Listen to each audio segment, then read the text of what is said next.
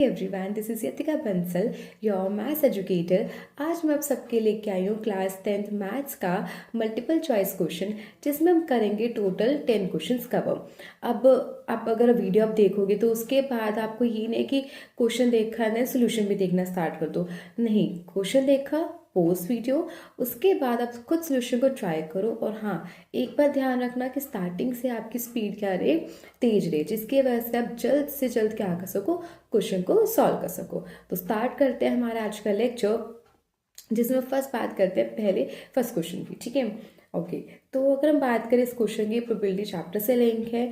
The probability of passing a certain test is x/24। If the probability of not passing it is 7/8, then the value of the x will be dash. Okay, तो इसने क्या बोला है कि आपको जो probability है, जो पास करने की इवेंट की प्रोबेबिलिटी कितनी दे रखी है, x/24।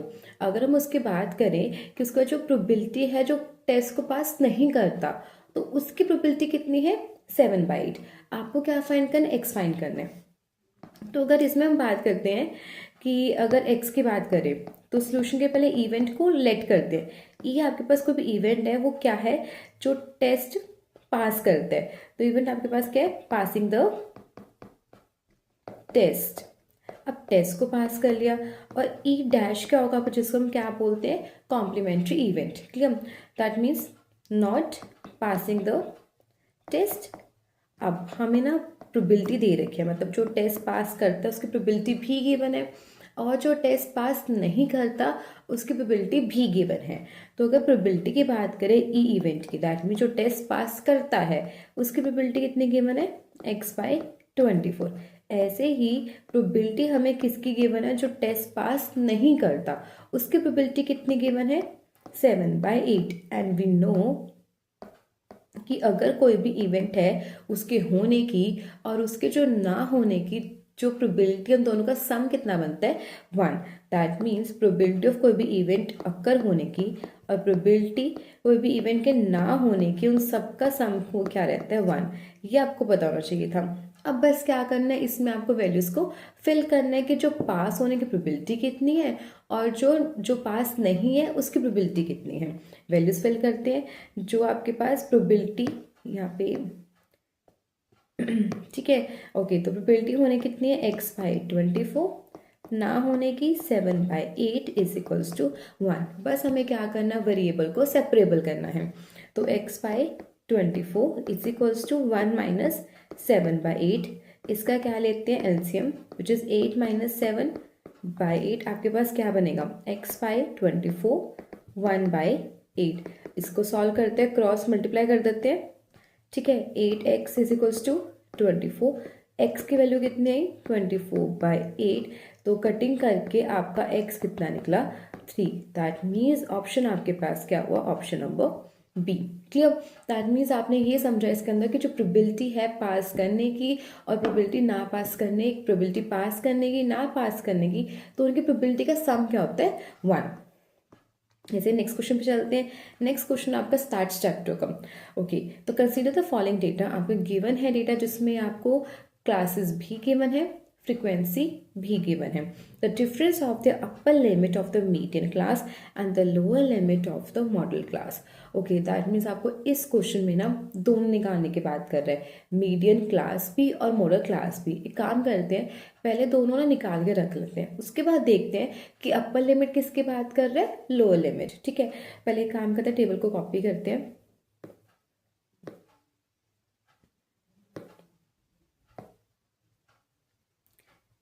ठीक है जी, सॉल्यूशन टेबल को फर्स्ट ऑफ ऑल इस केस में we have to copy this and then यहाँ पे हम क्या करते थे, इस चीज को पेस्ट। ठीक है, पेस्ट पेस्ट नहीं हो रहा फिलहाल, कोई प्रॉब्लम है। ओके, तो एक काम करते हैं, यहीं पे कॉपी कर देते हैं, क्लासेस को बनाना ही पड़ेगा मेरे को। Class 65 to 85, 85 to 105, 105 to 125, 125 to 145, पहले क्विकली हम क्या करते हैं, टेबल को कॉपी करते हैं, 165 to 185 and then 185 to 205 and then हमें यहाँ पे क्या गिवन है, फ्रीक्वेंसीज गिवन है। फ्रीक्वेंसी क्या गिवन है हमारे पास, which is 4, 5, 13, 20, 14, 7 and then 4। Okay, अगर हम मोड की बात करते हैं, पहले हम मोड ऊपर की निकाल के रख लेते हैं।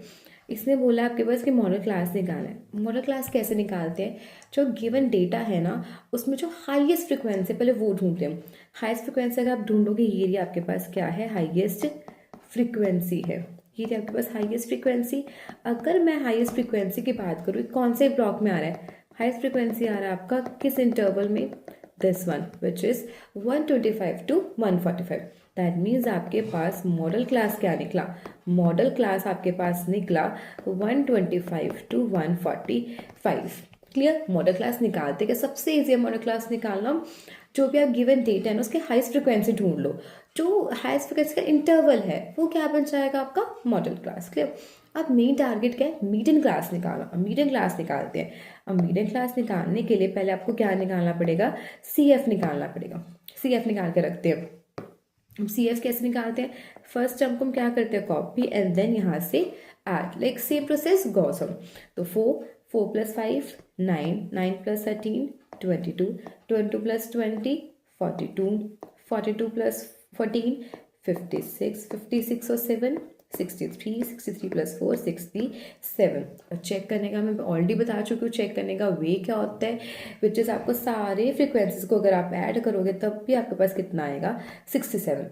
अगर आपका ये वाला और दिस थिंग अगर मैच कर गया, दैट मीन्स आपने जो फ्रिक्वेंसीज को सम किया है और जो CF निकाला है वो बिल्कुल सही निकाला है। क्लियर, अब आपके पास CF की पूरा का पूरा सम करके 67 बन चुके हैं। अब इसके बाद निकालते हैं n आपका कितना है, 67।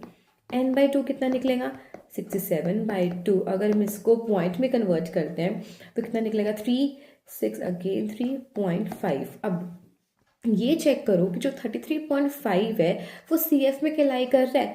अगर हम चेक करें तो एग्जैक्टली वैल्यू लाई नहीं करती, तो ये जस्ट बड़ी वैल्यू लेंगे। क्या, दोबारा इस चीज़ को बोलती हूँ, आपने पहले क्या निकाला, CF निकाला, मीडियम क्लास निकाल रहे हैं। CF निकालने के बाद जो n है उसको लिखा, देन हमें स्टेप 2 क्या करना है, n/2 फाइंड करना है। n/2 हमने फाइंड किया 33.5। अब ना जो आपने CF निकाला है, CF में देखो कि आपका जो 33.5 लाई कर रहा है, जो आपका वैल्यू निकली है वो लाई कर रही है। चेक करें तो कई लाई नहीं कर रही, तो उसे जस्ट क्या लेना है, आपको बड़ी वैल्यू लेनी है। अब अगर हम 33.5 की बात करें, उसे जस्ट बड़ी वैल्यू क्या दिख रही है, 42। क्लियर, तो 42 वाले के इंटरवल को क्या करते हैं, मार्क कर लेते हैं। तो ये रहा आपके पास 42 वाला इंटरवल को हमने क्या कर लिया, मार्क कर लिया। जो हमने मार्क किया है, जो आपका इंटरवल निकला है, वही आपके पास क्या है, मीडियन क्लास है। क्लियर, तो आपके पास जो मीडियन क्लास क्या निकली, मीडियन क्लास निकली आपके पास अगेन बाय डिफॉल्ट सेम निकली, हर बारी सेम नहीं निकल सकती। ऐसा हो सकता है कि इसमें मॉडल क्लास निकला आपका यही और मीडियम क्लास भी सेम भी आ सकते हैं, डिफरेंट भी आ सकता है। क्लियर, तो इसमें तो सेम आ गई, कोई चक्कर नहीं है। अब बैक टू क्वेश्चन पे जाते हैं। आपको अप्पर लिमिट बतानी है। अप्पर लिमिट किसकी बतानी है, मीडियम क्लास की। तो मीडियम क्लास की ये क्या बना आपके पास, अप्पर लिमिट। तो आपके पास अप्पर लिमिट आ गई 145। ऐसे अगर बात करें हम मॉडल क्लास की, क्या बताने, लोअर लिमिट।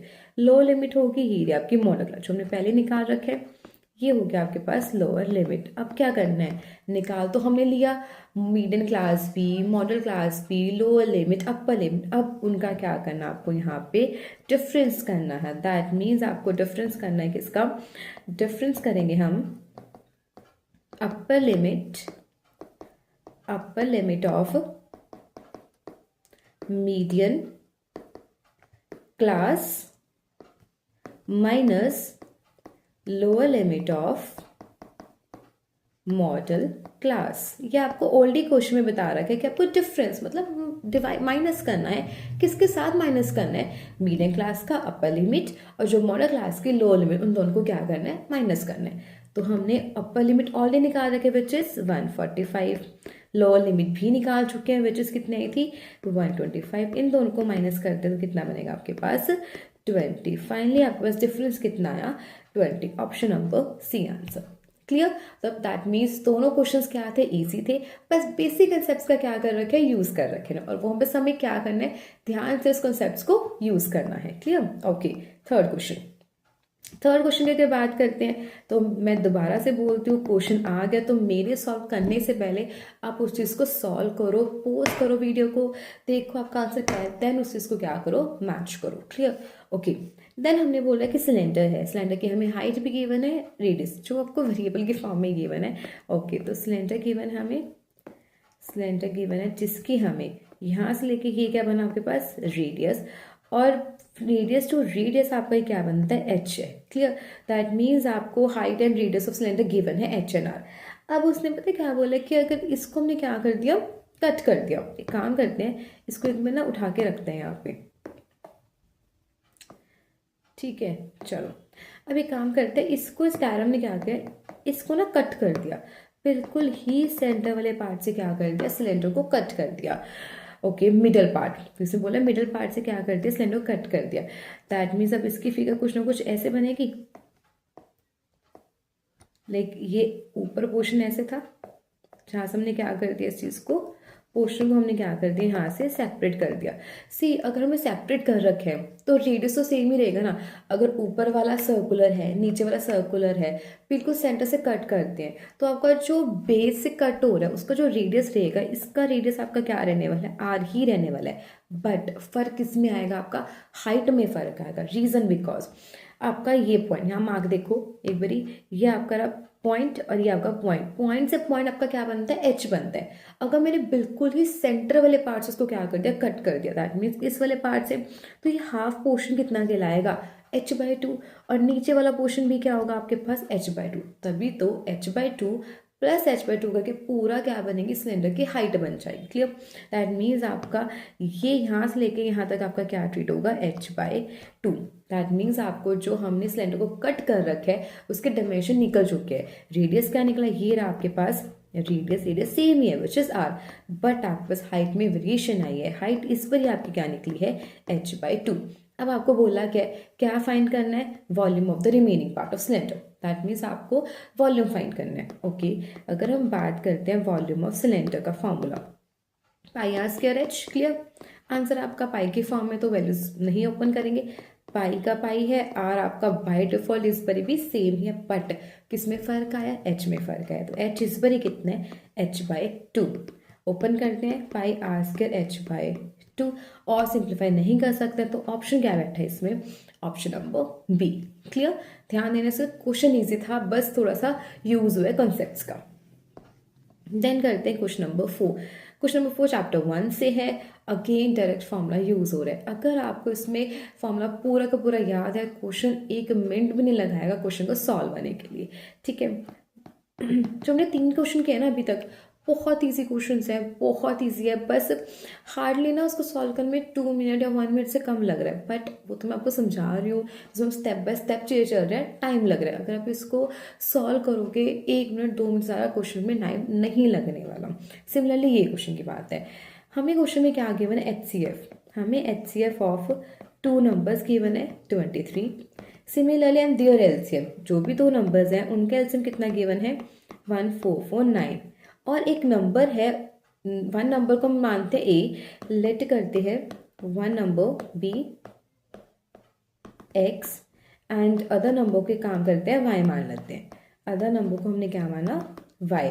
तो आपको ना ये 1 नंबर गिवन है, दैट मीन्स आपको x कितना गिवन है, 161। आपको क्या फाइंड करना है, अनदर नंबर फाइंड करना है। अब जब भी आपका HCF LCM है ना तो उसका रिलेशन होता है। क्या रिलेशन है, HCF ऑफ जो नंबर्स हैं multiply of that numbers, like LCM के साथ किसके इक्वल आएगा, product of their 2 numbers which is x and y, क्योंकि मैंने 1 नंबर को x ट्रीट किया एंड अदर नंबर को y। HCF कितना है 23, एलसीएम 1449, और एक नंबर हमें कितना गया 165। अदर नंबर तो हमें फाइंड करना है, सेम वेरिएबल एक तरफ, कांस्टेंट एक तरफ। तो 23 इंटू 1449 बाय 165, 161, वेट 161, 5 क्यों लिख रहे हैं भाई बरी, 5, आई डोंट नो कहाँ से 5 लिखते हैं मैंने, एक्चुअल में 161 है, एक बार दोबारा चेक करते हैं। HCF 23 1449, राइट, बाकी सारा सही लिखा है। दिस वन क्लियर, ओके चलो 1 ओके। तो आपके पास y। अब थोड़ा सा कटिंग की कोशिश करते हैं। करने को तो आप ऐसा भी कर सकते हो, जो बच्चे काफ़ी फॉलो करते हैं, 23 इंटू 1449 को मल्टीप्लाई करो एंड देन जो आंसर आएगा उसका डिवाइड करो 161। कर सकते हो, आंसर सेम आएगा, बट हमेशा इजी स्टेप फॉलो क्या करना। अब चेक करो 23 161 से कटिंग हो रही है या फिर 161 डायरेक्टली कटिंग हो रहा है 149, जैसे और कंफर्टेबल हो। अगर मैं कटिंग की बात करूँ, इसमें ना एक चीज़ दिख गई साफ, 23 ना डायरेक्ट कटिंग हो रही है, किसके साथ हो रहा है, 7 के साथ। चेक कर सकते हो 23। अब सोचा कैसे मैंने भी, सी मैंने ना 3 और नीचे 1 था, लाइक 23 में लास्ट है डिजिट 3 और 161 में लास्ट है 1। अब ना देखा 3 के टेल पे 1 का पॉसिबल है, सी 7 के टेल पॉसिबल है, तो हमने क्या किया 3 7 21 2 7 14 डायरेक्ट आ गया। तो ऐसे सोचना है कि 3 के टेल 1 पॉसिबल है, जहाँ पॉसिबल उसको कटिंग करके देख लो, तो डायरेक्ट 7 पे हो गया। सेम अगर मैं इसमें 7 पे डायरेक्ट कटिंग करके देखते हैं 1449, तो 2 7 द 14 0 4, बट कैरी होगा 0 विच इज 9। अगेन पूरा क्या हो गया, 7 के टेल पे कटिंग होगी। दैट मीन्स आपका आंसर क्या आया, 207। तो आपकी y की वैल्यू कितनी आई, ये अगेन कटिंग होगी 207 के, तो y की वैल्यू कितनी है 207। फाइनली आपका एक नंबर जो हमें चाहिए था वो मिल चुके हैं, ऑप्शन नंबर ए। क्लियर, कितना इजी क्वेश्चन था। सिर्फ आपको इस चैप्टर में क्या याद होना चाहिए था, उन दोनों के बीच में रिलेशन, HCF LCM और उन दोनों के प्रोडक्ट के बीच में रिलेशन याद होना चाहिए था। क्वेश्चन क्या है, बहुत ज़्यादा क्या था, ईजी था। कैलकुलेशन में रेज करते हैं। क्लियर, नेक्स्ट क्वेश्चन चलें फिर अब। Okay, fifth question, the graph of the equations 2x plus 3y minus 2 is equals to 0 and x minus y minus 5 is equals to 0 represent two lines। Okay, आपको ये बताना है जो दोनों लाइंस है, और ये लाइंस क्या है, लीनियर इक्वेशंस की हैं, कि ये क्या बनेगी। और लीनियर इक्वेशन की लाइंस हमेशा कैसे बनती है, स्ट्रेट लाइंस बनती है, कि ये इंटरसेक्टिंग है, कंसाइनेंट है, पैरेलल है, परपेंडिकुलर है। ओके, तो इसके लिए क्राइटेरिया याद होना चाहिए था। पहले इसको ना जनरल इक्वेशन में कन्वर्ट करते हैं।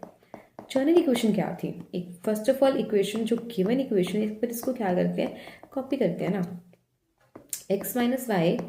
ओके, कॉपी किया। अब जनरल इक्वेशन क्या होता है हमारी, which is a1x plus b1y plus c1 is equal to 0। इससे कंपेयर करें तो a1 कितना निकला 2, b1 मेरे साथ करो फॉर श्योर, विच इज 3, और c1 कितना निकला -2। सिमिलरली कंपेयर करते हैं a2x plus b2y plus c2। I hope क्या मेरे साथ क्या कर रहे हो, सॉल्व कर रहे हो, ठीक है।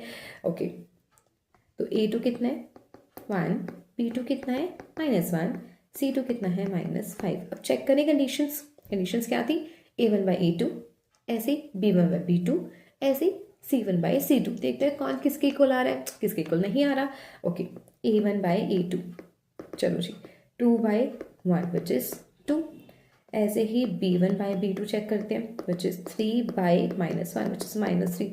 ओके, हम c1 c2 पे जाएंगे ही नहीं, reason because a1 by a2 is not equals to b1 by b2 आ चुके, और ये कंडीशन किसकी होती है, इंटरसेक्टिंग लाइंस की। दैट मीन्स हमें आगे कंडीशन चेक करने की नीड ही नहीं है, अगर स्टार्टिंग के दो नंबर्स इक्वल नहीं है। तो इसमें ऑप्शन बैठा आपके पास सी ऑप्शन, दैट मीन्स, और इंटरसेक्टिंग है, दैट मीन्स वो एग्जैक्टली 1 पॉइंट पे क्या करेगी, उसको कट करेगी। Clear, okay, easy, very easy question. बस आपको ना पेपर में क्वेश्चंस बस आते तो इजी है, बस आपको क्या करना है, थोड़ा सा ध्यान देना। पेपर के प्रेशर में ना जो आता है ना, उसको भी गलत मत करना ना, बस थोड़ा सा ध्यान देने वाली बात होती है पेपर में।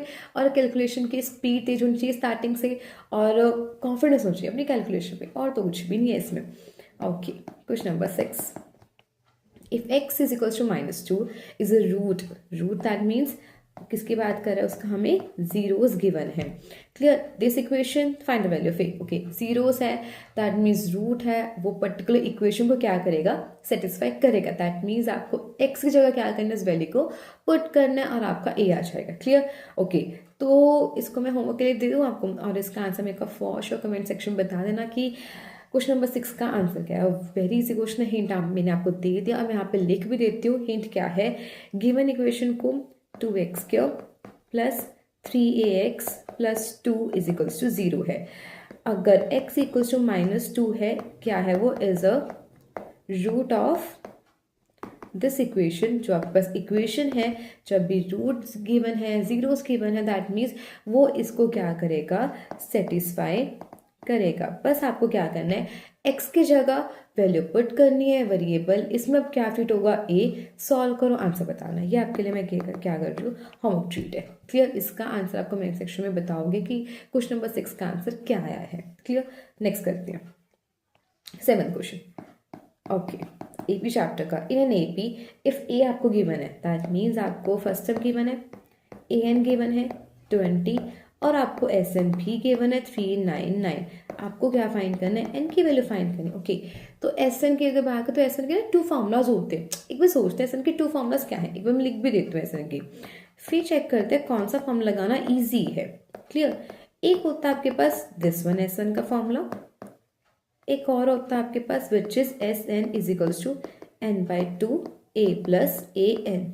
हम ए एन को ना एल भी बोलते हैं, ध्यान रखना इस चीज को। अब इस क्वेश्चन में आप दोनों फॉर्मूला में से कोई भी फॉर्मूला लगा सकते हो, आंसर सेम ही आएगा, बट इजी कौन सा है, सी अगर आप ऊपर वाला फॉर्मूला लगाओगे उसमें आपको एन तो निकालना है, एस एन पता है आपको, बट ए और ए भी पता है, बट आपको डी नहीं पता।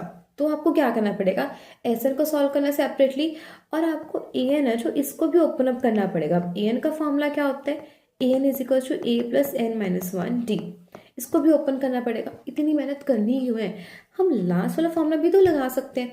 सी एस एन पता है, ए पता है, ए एन पता है, एन निकल जाएगा। मतलब आपको पेपर में बस क्या करना है, ध्यान देना है कौन सा मेथड इजी है। मैथ्स को सॉल्व करने के बहुत मेथड्स होते हैं, बट आपको उसमें ना बस यही तो होता है, मैथ्स में आपको बस ये सीखना है कौन सा मेथड इजी है जिससे सोल्यूशन चटके से आ जाए और आपका टाइम बचे। क्लियर? तो नीचे वाला फॉर्मूला लगाते हैं, एस एन कितना आपके पास 399 is equals to N we don't know, A आपके पास कितना है 1 प्लस ए एन कितना है 20। क्लियर? सॉल्व करते हैं 399, 2 वहाँ जाके multiply is equals to N into 21 वहाँ जाके क्या हो जाएगा आपके पास डिवाइड। क्लियर? ओके, यहाँ पे सॉल्व करते हैं, N is equals to 399 into 2 by 21, तो एन की वैल्यू कितनी है, 21 के टेल पे डायरेक्ट कटिंग हो रही है 399 की, तो चेक करने का वे बताया था कि 9 पे चेक करते हैं, 21 9 फॉर श्योर नहीं हो रही, तो 399 कटिंग ही करके देख लेते हैं 21 पे। 21 अगर मैं 3 पे करते हैं, 2 पे 2 21 242 21 1 पे जाएगा आपके पास, तो दैट मीन्स 21 8 1, ये लो जी हो गया सॉल्व। 19 के टेल पे 189, क्योंकि हम ऑलरेडी ऊपर कर चुके थे इसको, यहाँ से हिंट मिल गया हमें कि डिवाइड करना ही पड़ेगा। दैट मीन्स आपके कटिंग करते हैं तो कितना है आपके पास 19, अगर हम 19 इंटू 2 करते तो आपके पास फाइनली आंसर आ चुके हैं विच इज एन की वैल्यू 2 9 18 38, तो एन की वैल्यू कितनी है आपके पास 38, option number A. Clear? Easy था, बट आपको क्या करना है, बस आपको पिक करना था कौन सी वैल्यू आपके लिए इजी रहेगी, क्योंकि एस एन के 2 फार्मूलाज होते हैं। अब 2 फार्मूलाज में आपको कौन सा फार्मूला अप्लाई करना था वो मेन टारगेट था। हमने क्या किया, हमने ये फार्मूला लगाया इस केस में और क्वेश्चन को विद इन हमने 1 मिनट के अंदर सॉल्व कर लिया। क्लियर? ऊपर फॉर्मूला लगाते आंसर आ जाता, बट थोड़ा सा लेंथी कैलकुलेशन होती। Clear? Okay, 8th question trigno का, वेरी इंपॉर्टेंट क्वेश्चन है। इस टाइप के आपको देखे हुए अपने प्री बोर्ड में भी काफ़ी क्वेश्चन पूछे गए थे। क्लियर? ओके, सोल्यूशन सी अपना थोड़ा सा बस आपको एनालाइज करना है कि ट्रिग्नो में ना बच्चों को दिक्कत लगती है सॉल्व करने में, ट्रिग्नो क्वेश्चन वहीं पे घबरा जाता है, ट्रिग्नो क्वेश्चन कैसे सॉल्व करें।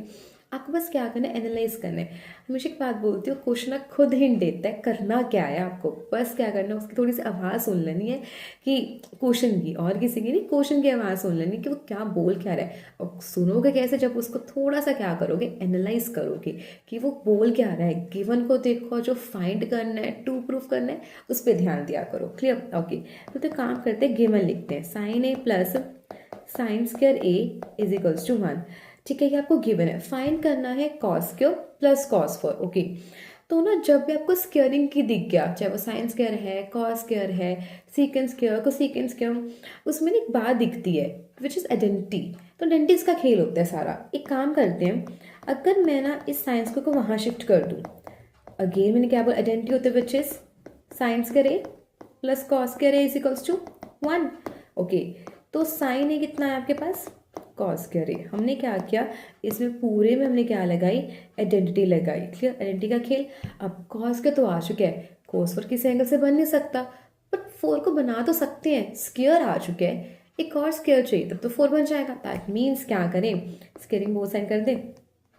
तो स्क्वायरिंग बोथ साइड किया हमने, तो यहाँ पे क्या आया, साइन स्क्वायर ए, यहाँ पे क्या बना, cos four A. Okay, that means अब आप बोलो कि मैम कि स्क्वायर था वो तो था ही, अब फोर आ गया बट स्क्वायर तो गायब ही हो गया। अरे गायब नहीं हुआ बच्चे, साइन स्क्वायर है, अगेन आइडेंटिटी का यूज करो। दैट मीन्स साइन स्क्वायर को अब अगेन क्या लिख सकते हो, 1 माइनस कॉस स्क्वायर ए आ गया, जो कॉस का हमने गायब किया था इसकी जगह आप क्या लिख सकते हो, 1 minus cos square A is equals to cos four आ गया। फोर भी और स्क्वायर भी, मेन था फोर को बनाना, स्क्वायर तो हम बना ही देंगे ना, साइन स्क्वायर है तो कॉस के बनाने में क्या दिक्कत है, इस कॉस को वहाँ शिफ्ट कर दो, तो कितना है आपके पास, cos four A plus cos square A is equals to 1 आ गया। डायरेक्टली आंसर आया, दैट मीन्स आंसर क्या बैठा है इसका, ऑप्शन नंबर ए। क्लियर। अब जो 9th क्वेश्चन में आपके पास क्या दे रखा है कि total number of distinct, distinct का मतलब क्या होता है, डिफरेंट। ठीक है, आपको डिफरेंट क्या बताने हैं, प्राइम नंबर्स बताने हैं। प्राइम नंबर्स जो अपने टेबल पे जाते हैं, फर्स्ट ऑफ ऑल तो हम काम करते हैं 27300 को क्या निकालते हैं, फैक्टर्स निकालते हैं। ओके तो ये जाएगा 5 के टेबल पे, 5 द 25। ओके करके देख लेते हैं एक बारी, स्टार्टिंग से कोई भी स्टार्टिंग मिस्टेक ना हो जाए। Okay 5 the 25, then 2 3, 5 4 the 20, 3 0 6, that means 5 4 6 0। Similarly 5 के टेबल जाएगा ये 5 1 the 5 and then 4 0, 5 9 the 45, 1 0, that means 2, 1 0 9 2। 2 के टेबल पे 2 5 the 10, 2 4 the 8 6, अगेन 2 के टेबल पे जाएगा 2 to the 4, ठीक है, 1 कैरी 7 14, 2 3 the 6। अब ये जाएगा आपके 3 के टेबल पे 3 9 the 27 एंड देन 1 अगेन 3 के टेल पे, सॉरी 3 के टेल पे नहीं, ये जाएगा 7 के टेल पे। एक्स्ट्रा पोर्शन एक बार इरेज कर दी, जो हमने रफ वर्क किया था यहाँ पे, इसके हमें नीड भी नहीं, अब हम ऑलरेडी कर चुके हैं। देन 7 के टेल पे जाएगा 7 द 7, देन 2 3 13। क्लियर, 13 तो आपके पास क्या फैक्टर्स आए 2 3 7 डबल इक्वल्स टू आपके पास आया 5 square multiply by 2 square multiply by 3 into 7 into 13, right, by default 1 1 1। अब बोला क्या इसने आपके पास ना प्राइम नंबर्स क्या है, 5 पे आपके पास क्या है प्राइम नंबर, 2b 3b 5 में 7b, आपके पास क्या है 13b, ये आपके पास प्राइम नंबर्स हैं। इसने बोला है आपके पास डिफरेंट प्राइम नंबर्स। सी अगर डिफरेंट ना बोलता तो कितने प्राइम नंबर्स थे, 5 2 भरी है, ऐसे 2 2 भरी है, 3 1 भरी, 7 1 भरी, 13 1 भरी। तो अगर डिफरेंट की जगह सिंपल ही बोलता प्राइम नंबर्स, तो हम कितने बोलते 1 2 3 4 5 6 7, तो टोटल कितने बनते 7। बट अकॉर्डिंग टू क्वेश्चन बोला क्या है, डिफरेंट प्राइम नंबर्स, मतलब 5 को हम एक बार ही काउंट करेंगे। तो टोटल आपके पास प्राइम नंबर्स कितने हैं, टोटल प्राइम नंबर्स है वो भी कौन से, डिस्टिंक्ट कितने हैं, टोटल 5। क्लियर, तो आंसर आपके पास कितना आया, ऑप्शन नंबर सी।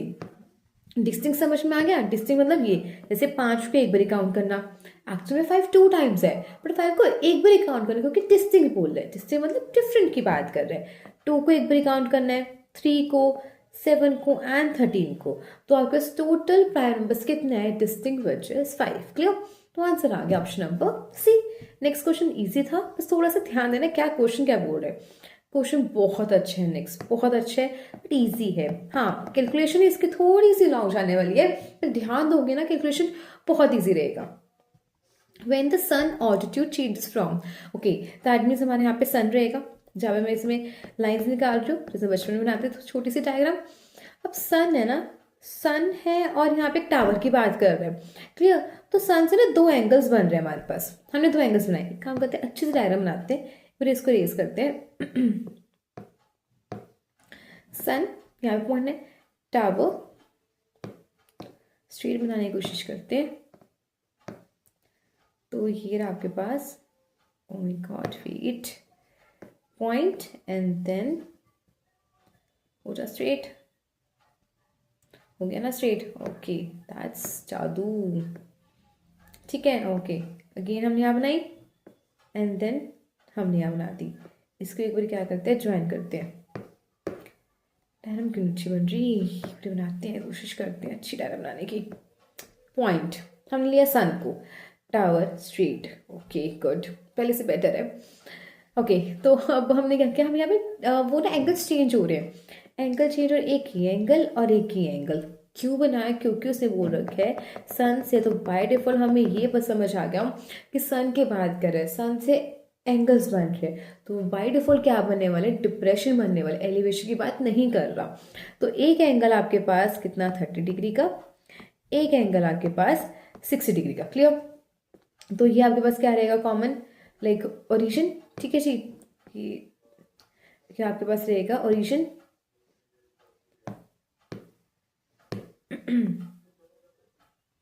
चलो ठीक है, एक्सपोजर हमने रेस कर दिया। ओके नेमिंग करते हैं एक बारी। दिस इज आपका ए, बी, सी और डी। बाय डिफॉल्ट टावर है, पोल है, एज अ ह्यूमन की बात करें बाय डिफॉल्ट कौन से एंगल पे खड़े होंगे, 90 डिग्री एंगल पे। एक बात हमेशा बोलती हूँ मैं, जितना हम किसी ऑब्जेक्ट के बिल्कुल पास आ रहे हैं उतना मेरा एंगल क्या होगा, इंक्रीज। जैसे मैं अपना हाथ भी लेके आ रही हूँ तो देखना एंगल जो रह रहा है ये आपका, लाइक आपको थोड़ा सा कम दिख रहा होगा, एकदम आगे जा रहा है मेरा हाथ और ज़्यादा क्या हो रहा है, काफ़ी ज़्यादा दिख रहा है बड़ा। दैट मीन्स हम जितना आगे चलते रहेंगे उतना ही आपका एंगल क्या होता रहेगा, बढ़ता रहेगा। दैट मीन्स ये आपका क्या बनेगा 30 डिग्री और ये आपका क्या बनेगा 60 डिग्री, क्लियर। जितना हम उस चीज़ के पास आते रहेंगे उतना ऑब्जेक्ट में एंगल आपका इंक्रीज होता रहेगा। अब बात करते उसे बोला क्या, then the length of the shadow. C यहाँ पे दो शेडो है, एक आपकी बन रही है, मतलब शेडो तो एक ही है बट डिस्टेंस क्या है, the length of the shadow of A tower decreases. मतलब अगर भी शेडो है उसकी डिक्रीज हो रही है, और उसका कितना डिक्रीज हो रहा है, बाय 70 मीटर। दैट मीन्स आपको ये पोर्शन कितना गिवन है, 70 मीटर गिवन है। पूरी शेडो कितनी थी, बी डी। अगर मैंने शेडो को कम करना है तो शेडो आपका इस तरफ कम हो गया, पहले शेडो इतनी थी तो हमने इसको कम कर दिया, तो कितना पोर्शन कम हुआ, ये पोर्शन आपका जो कम हुआ है ये हुआ है 70 मीटर कम हुआ है। दैट मीन्स आपको सी डी कितना गिवन है, 70 मीटर गिवन है। आपको फाइंड करना है, फाइंड करना है height of the tower find करनी है। तो हमारे पास क्या है जो ए है आपका क्या है, सन की पोजीशन, जिसमें से आपके दो एंगल बन रहे हैं। वन एंगल बना है 30 डिग्री का, सेकेंड एंगल बन रहा है 60 डिग्री का। आपको क्या बता रखा है, जो हमारी लेंथ ऑफ शेडो है, हमारी जो लेंथ ऑफ शेडो है पहले इतनी थी, इतना पोर्शन से क्या आगे डिक्रीज कर दिया, तो जितना वो डिक्रीज हुआ है यहाँ से लेके यहाँ तक कितना गिवन आपको 70 मीटर गिवन है।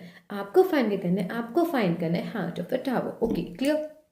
तो इसमें दो ट्राइंगल्स हैं, दो ट्राइंगल्स कौन सी बन रही है, in triangle A B D, और एक ट्राइंगल क्या बन रहा है, in triangle A B C. क्या लगाएंगे, ट्रिग्नो कॉन्सेप्ट यूज करते हैं, tan 60 डिग्री, तो A B by B C, tan 60 √3, A B कितना h और बी सी को बी सी रख लेते हैं, तो आपके पास √3 सी बी कितना है आपके पास h, clear, okay. Simple value से याद होना चाहिए आपको। सिमिलरली tan 30 डिग्री कितना गिवन है, which is A B by B D, right, p by b होता है ना आपके पास, tan 30 1 by √3, A B H B D किससे मिलके बन रहा है, B C plus C D मिलके, right, cross multiply B C plus like this way, B C plus C D is equals to h √3। अब बी सी कितना है, B सी हमें पता ही नहीं, but C D we know which is 70। h की हम यहाँ पे वैल्यू पुट क्या कर सकते हैं, क्लियर। तो h के लिए पुट कितना आएगा √3 सी बी इंटू √3, क्लियर। तो बी सी प्लस 7d √3 बस। अब आपको क्या करना है, बस कैलकुलेशन है, इसको वहाँ शिफ्ट करें तो 3bc माइनस बी सी कितना है आपके पास 72bc, तो 70/2 बी सी आपके कितना आया 35 मीटर, पर हमें 35 बी सी थोड़ा निकालना है, हमें तो निकालना है हाइट, तो हम यहाँ पे क्या कर देंगे, इसकी वैल्यू पुट कर देंगे। तो फाइनली आपके पास h कितना था √3 सी बी, तो √3 सी बी की वैल्यू कितनी निकली 35 फाइनली आपके पास हाइट कितनी आई 35√3 मीटर, और उसने बोलना ही नहीं कि √3 की वैल्यू पुट करो, या फिर नहीं ऑप्शन में हमें कुछ दिख रहा कि √3 की वैल्यू आपको पुट करनी पड़ेगी। तो फाइनली आपके पास ऑप्शन क्या बैठा, option number C. That means, और ये हमारे हो चुके हैं आज के 10 क्वेश्चन कंप्लीट MCQs। अगर आपने नोटिस किया होगा सारे क्वेश्चन इजी थे, बस सिर्फ और सिर्फ किसका खेल था, कैलकुलेशन का, और ध्यान देने वाली बात थी कि आपको कौन सा फॉर्मूला, कौन सा कंसेप्ट आपको किस क्वेश्चन में सही से यूज़ करना है। जैसे ही क्वेश्चन बहुत ईजी था आपके पास, ये वाला क्वेश्चन 7th नंबर, बस आपको ध्यान देना था कि कब कौन सा कंसेप्ट यूज़ करें, कौन सा मेथड लगाएं जिसके वजह से ना क्वेश्चन बहुत जल्दी हो जाए। आप ऊपर मेथड ये भी लगा सकते हो, सेकंड भी यूज़ कर सकते हो, बट फर्स्ट में चाहोगे तो बहुत लंबी कैलकुलेशन होने वाली है, इतनी लॉन्ग नहीं होगी, but as compare to second से होने वाली है। क्लियर? बस छोटी मोटी चीज़ों का आपको क्या ध्यान रखना है कि कैलकुलेशन पे फोकस हो, कि हम वैल्यू थोड़ी गलत ना लिख दे क्वेश्चन को देख के, बस इसका थोड़ा सा फर्क होना चाहिए। बाकी तो आपको बस थोड़ी सी स्पीड और प्लस अपने फॉर्मूलेस के ऊपर और थोड़ा मेथड के ऊपर ध्यान देना है, क्वेश्चंस तो आपके निकल ही जाएंगे। क्लियर? बाकी इसका नेक्स्ट लेक्चर हम आगे कंटिन्यू करते हैं, जिसमें मैं लॉन्ग क्वेश्चंस प्लस हम सैम्पल पेपर को डिस्कस करेंगे। क्लियर? Thank you.